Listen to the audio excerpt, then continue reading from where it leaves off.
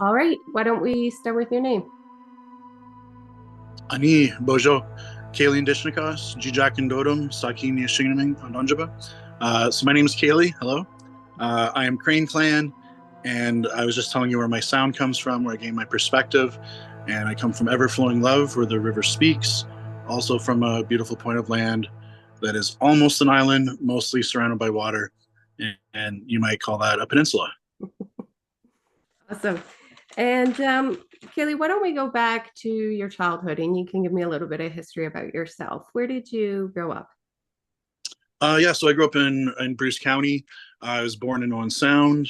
Um, I went to elementary school in Hepworth and Mhm. spent a lot of time in my childhood at Sobble Beach, at my grandmother's farm by Meaford, and on the reserve on weekends in the summer. Visiting family, being a kid, being outside and playing. But yeah, I went to public school at Hepworth, a rural school, and then high school at Wyerton High School. Awesome. And what was your family dynamic like growing up? Did you have any siblings, mom and dad together? Yeah, my mom and dad were awesome parents, very loving, um, blessed with that household.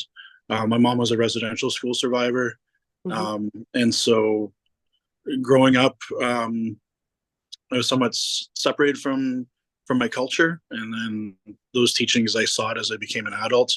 But I have a younger brother, Cody. He was 4 years younger than me. I love him. Uh, as he got older, we found he was on the spectrum and uh, autistic, schizophrenic, bipolar, Asperger's, psychosis, all of those things. And those things kind of started to come out of him as he got became a teenager and became closer to an adult. Uh, I also have an older brother, Mark, but I love my family. Very very blessed with my childhood growing up with them. Hmm. Hmm. And what was it like for you growing up as an Indigenous person in a community that um, I guess didn't really support your beliefs and structure that you were, your background, your heritage was, you said you were pretty disconnected from it. Yeah, I think as a child I was confused and I didn't really know my identity. I think a lot of First Nations people struggle with their identity. I think probably every First Nations person struggles with their identity. Uh, Growing up and going to school in that institution, I didn't learn anything about my culture or heritage or even the land I lived on. Um, my mom raised me in the church, and she's somewhat indoctrinated by her experience at residential school, and so there was a real disconnect between me and my culture. That as I grew older, I tried to connect those dots and seek that knowledge, and that's what I do every day now. Good for you. And your mother, how long was she in the residential school? She was in residential school between when she was 5 to 10 years old. Okay. Um, for a lot of my life, she would tell me residential school wasn't that bad. Hmm. Uh, but a lot of repressed memories in the last few years have started to come out, and some of the stories she would tell me were like a horror story, like Hmm. some things I wouldn't want to repeat. Yeah. But how humans could do that to a child. Hmm. Um, but my mom was a survivor. She's the toughest person I know. She's the strongest person I know, and uh, her raising us in the church was a great foundation Hmm. for our morals and beliefs. But as I got older, I was really hungry and thirsty for my culture Hmm. and finding that balance of spirituality. No, that's great. Do you mind sharing the journey that you've been on to rediscover yourself? Yeah. So after high school, I went to school as a chef's apprentice. I did food and beverage management and a postgrad in international business relations. Mhm. I worked in restaurants for a couple decades, probably opened a dozen restaurants, opened a brewery, casino. Um, my life was really tied to food and beverage, and Mhm. making sure that people that were hungry would come to visit me and leave satisfied and happy. Mhm. Um, but along that journey, anytime I had a day off or time away from work, I was out in nature. I love hiking, and so I'd be on the land and kind of learning. And over time, I realized I was connecting with my ancestors by being outside and being on the land and seeking more understanding. And so eventually, I dove right in. I left the restaurant industry behind, and I became a hike guide. I'm now an Anishinaabe interpretive guide at Cape Coker Park, Mhm. where I love my job. I get to be on the land every day, um, learning. We host groups of children in schools, uh, tourists and campers.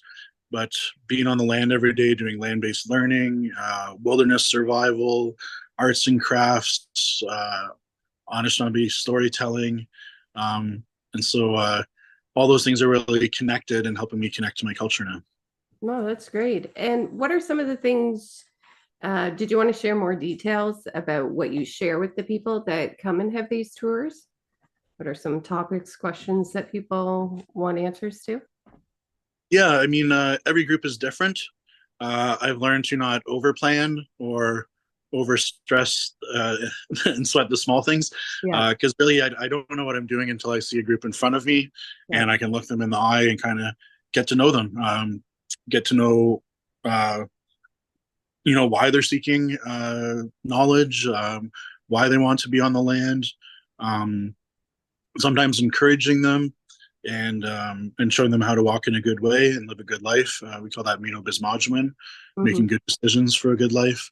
Yeah. Uh, Day to day, I talk about some heavy things too, like treaties and land claims and cultural genocide and residential schools. And, uh, that can weigh on me, but finding a way to balance every day, whether it's meditation. This year, I found a lot of peace in balance by going swimming. I've been trying to swim as much as possible, even though it's getting a little chilly out these days. Yeah. Um, I have a new relationship with the water this year, where I was able to conquer a base fear, Yeah. and uh, I share with Mother Earth, and I share with the water what my needs are, my wants, if I need help with something, my goals, my desires, and Mother Earth and the water, they lift me up and support me on my journey. Hmm. That's cool.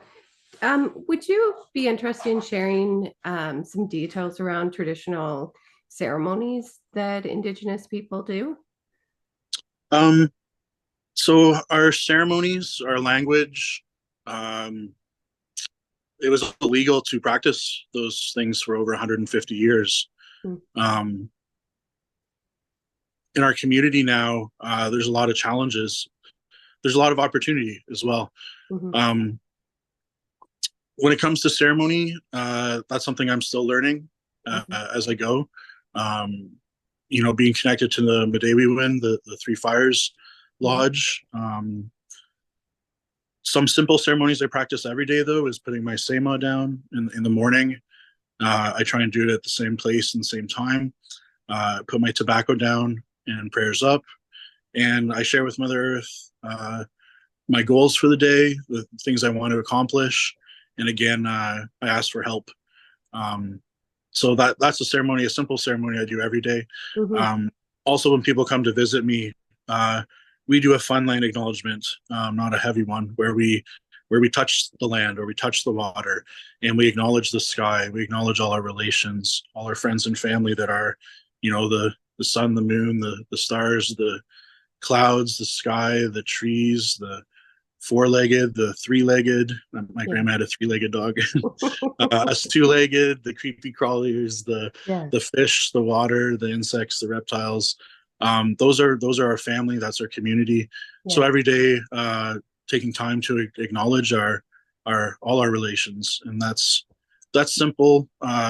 simple ceremony to do daily. But I would encourage everyone to connect with Mother Earth and connect with the water and just acknowledge all our relations every day if possible. Hmm. Hmm. So yourself, you've been on quite a journey.